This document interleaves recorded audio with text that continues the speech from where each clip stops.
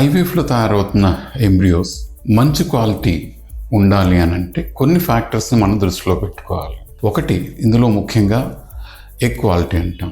ఈ egg quality అన్నది మేజర్గా ఎదర్ మెటర్నల్ ఏజ్ ఎక్కువ ఉండడం మూలాన కావచ్చు, కొన్ని జెనెటిక్ రీజన్స్ అవ్వచ్చు, తర్వాత లైఫ్ స్టైల్లో మార్పుల మూలాన కొంతవరకు ఎగ్ క్వాలిటీ అన్నది ఇన్ఫ్లుయెన్స్ అవుతుంది. అలాగే మేల్లో తీసుకుంటే sperm quality is also important. In జనరల్గా స్పర్మ్లో ప్రజెంట్ డిఎన్ఏ ఫ్రాగ్మెంటేషన్ అన్నది ఎక్కువగా ఉండడం మూలాన ఆర్ తక్కువ కణాల సంఖ్య ఉండడం మూలాన వీళ్ళలో అబ్నార్మాలిటీస్ ఎక్కువగా ఉండే అవకాశాలు ఉంటాయి.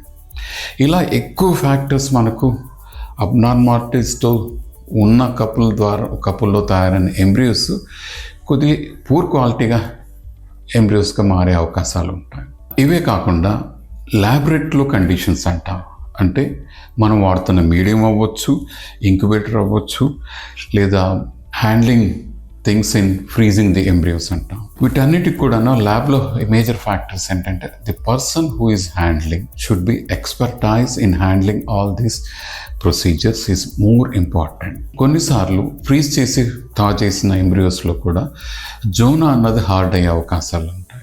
వీటిలో కూడా కొంత ఎంబ్రియో క్వాలిటీ అన్నది తగ్గే అవకాశం ఉంటుంది. సో వీటన్నిటికి కూడా ఒక హ్యాండ్స్ ఆన్ ఎక్స్పీరియన్స్ ఉన్న ఎంబ్రియాలజిస్ట్ చేయడంలో కొంత ల్యాబ్లో జరుగుతున్న ప్రాబ్లమ్స్ అన్నిటిని కూడా అరికెట్టే అవకాశం ఉంది. సో ఇన్ జనరల్గా చెప్పడం ఏంటంటే లైఫ్ స్టైల్లో మార్పులు అయి ఉండొచ్చు, అడ్వాన్స్ స్టేజ్ ఉండడం వలన మార్పులు అయి ఉండొచ్చు, లేక స్పర్మ్ క్వాలిటీలో ప్రాబ్లం ఉంటాయి ఉండొచ్చు. వీటన్నిటిని మూలాన కొద్దిగా poor quality of embryos develop అయ్యే అవకాశం ఉంటాయి. వీటన్నిటిని అరికట్టాలి అని అంటే కొంతవరకు మన లైఫ్ స్టైల్లో మార్పులు తీసుకొచ్చుకోవడం కానీ, లేదా మనం ఎంచుకుంటున్న ఐవీఎఫ్ క్లినిక్లో ప్రాపర్లీ ట్రైన్డ్ పర్సన్ ఉన్నారా లేదా అన్నది ఇవన్నీ కాస్త గమనించుకోవడం వలన మనం ఐవీఎఫ్ ప్రొసీజర్ అండర్గో అయినప్పుడు this always better embryos generate అయ్యే అవకాశాలు ఉంటాయి.